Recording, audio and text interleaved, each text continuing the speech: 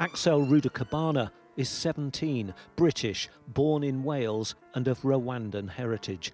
He faces 14 charges.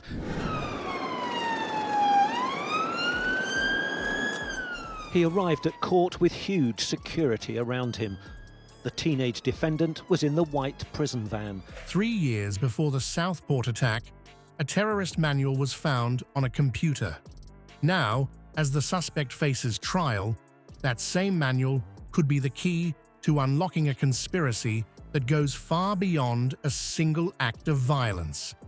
Before we move on, I'd like to ask you a small favor. If you appreciate this content, please take a second to like this video and subscribe to the channel. Over 98% of you watch the videos without subscribing. It costs you nothing, but it makes a huge difference to us. So, did you click the subscribe button? Great! Thank you so much. Now back to the video. Why was this crucial evidence ignored for so long? And what does it tell us about the real motives behind the attack? Most serious, the murders of B.B. King, Elsie Stankham and Elise Aguirre. The attempted murders of 8 other young children, and the attempted murder of yoga teacher Leanne Lucas and next-door businessman John Hayes. Axel Rudakubana's story is a tale of stark contrasts. Born in Cardiff, Wales, to parents of Rwandan heritage, he seemed to embody the British dream of multicultural integration. In 2013, the Rudakubana family moved to Southport, where Axel quickly became involved in community activities. He joined a local musical theatre group, showcasing his artistic side. His talents even caught the attention of national broadcasters, leading to an appearance in a BBC Children in Need promotional video in 2018. In this video, Axel portrayed the 10th Doctor from the beloved British sci-fi series Doctor Who, a role that would have thrilled many teenagers. Yet beneath this veneer of normality, a troubling reality was taking shape. Neighbors described Axel as quiet, noting his diagnosis of autism spectrum disorder. This condition reportedly led to periods where he was unwilling to leave the house and communicate with family. These isolated episodes, while concerning, didn't raise immediate red flags in the community. The true extent of Axel's isolation became apparent only after the Southport attack. Investigators uncovered a chilling discovery on his computer, a PDF titled Military Studies in the Jihad Against the Tyrants, an Al-Qaeda training manual. This finding stood in stark opposition to the image of the theatre-loving teen who had appeared on national television. The contrast between Axel's public and private lives grew even more pronounced as the investigation deepened.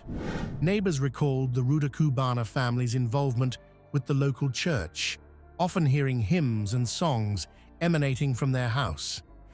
They described the family as friendly, painting a picture of a well-integrated household that gave no outward signs of extremist leanings. As investigators pieced together the puzzle of Axel's life, they made another alarming discovery. Hidden away in the Rudakubana home was a quantity of ricin, a highly toxic substance derived from castor beans. Even a small amount of this biological toxin can be lethal if ingested, inhaled, or injected. The presence of ricin, combined with the terrorist manual, led to serious charges against Axel. The implications of these discoveries are far-reaching. They force us to confront uncomfortable questions about youth radicalization and the complex interplay of factors that can lead a seemingly ordinary teenager down a path of extremism. As we delve deeper into the Southport attack, we must grapple with the stark reality that the line between community member and potential threat can be frighteningly thin. Just when we thought we had a handle on the Southport attack, the case takes another bewildering turn.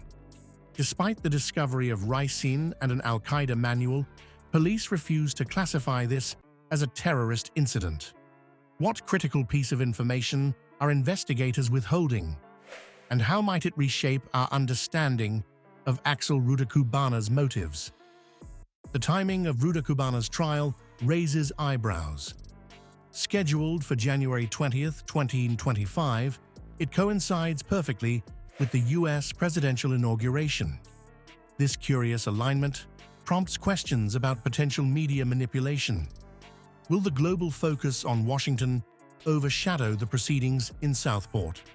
Today, primary school children had gathered for a Taylor Swift yoga and dance workshop.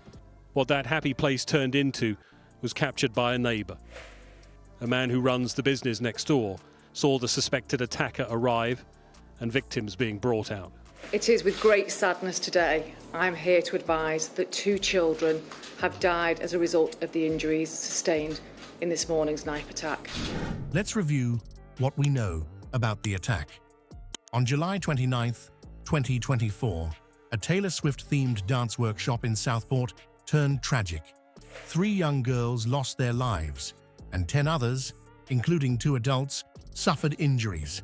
The aftermath left a community reeling and searching for answers. But those answers seem frustratingly out of reach.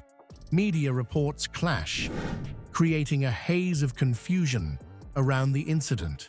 Some outlets claim Rudakubana denied the charges in court, while others insist he remained silent throughout the proceedings. These conflicting accounts leave the public wondering what really happened that day and in the courtroom afterward. The legal implications of charging Rudakubana as an adult add another layer of complexity. At 17 years old during the attack, he straddles the line between juvenile and adult in the eyes of the law. The severity of the charges, 3 counts of murder and 10 counts of attempted murder, pushes the case into adult territory. But does this decision serve justice, or does it ignore important factors in youth radicalization? Perhaps the most perplexing aspect of this case is the police's refusal to classify the attack as terrorism. Merseyside Police Chief Constable Serena Kennedy emphasized that motivation must be established for such a classification. But with an Al-Qaeda manual and ricin in Rudakubana's possession, what more evidence is needed? The disconnect between these findings and the official stance creates a nagging sense that we're missing a crucial piece of the puzzle. As we grapple with these unanswered questions, the implications of the Southport attack grow more far-reaching. It forces us to confront the complexities of modern terrorism, the challenges of accurate reporting in high-profile cases, and the delicate balance between public safety and individual rights. The story of Axel Rudakubana is far from over, and its resolution may have consequences that extend well beyond the borders of Southport. The Southport case peels back layers of complexity in modern terrorism and youth radicalization. It challenges our assumptions about who might be vulnerable to extremist ideologies. The discovery of an Al-Qaeda manual on a British teenager's computer raises uncomfortable questions about the reach of radical groups into seemingly ordinary lives. Media coverage of high-profile cases like this one carries immense responsibility. How do we balance the public's right to information against the risk of inadvertently glorifying acts of violence? The conflicting reports surrounding Rudakubana's court appearance highlight the challenges journalists face in accurately conveying sensitive information. As the investigation continues, its implications stretch far beyond Southport. Experts predict long-term consequences for counter-terrorism efforts, particularly in addressing youth radicalization and the role of social media. The case serves as a stark reminder that the fight against extremism requires constant vigilance